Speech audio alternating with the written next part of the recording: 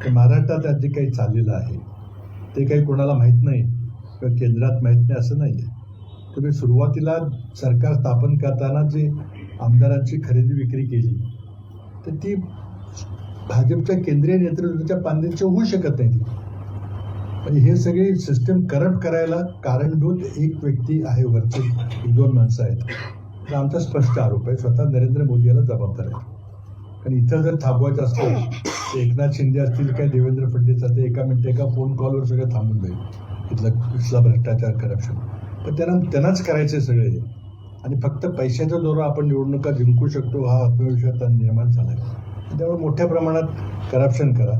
महाराष्ट्रामध्ये इतकं वाईट आणि इतकं भ्रष्ट सरकार आपण कधी पाहिलं नव्हतं.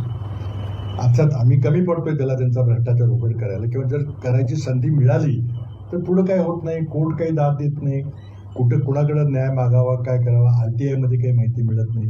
पुण्यातले जे आता जमीन घोटाळे चाललेले आहेत काहीच त्याला कुठं काय होत नाही. थोडे दिवस बघ विरोधी पक्ष आपला आवाज उठवते पण काही त्याला कोणाला प्रतिसाद मिळाला की ते थांबतं सगळं.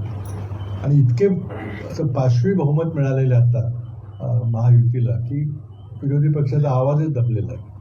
तरी पण मला वाटतं की जरी कमी माणसं असली तरी भांडता येईल, भाजपचं करप्शन एक्सपोज करता येईल.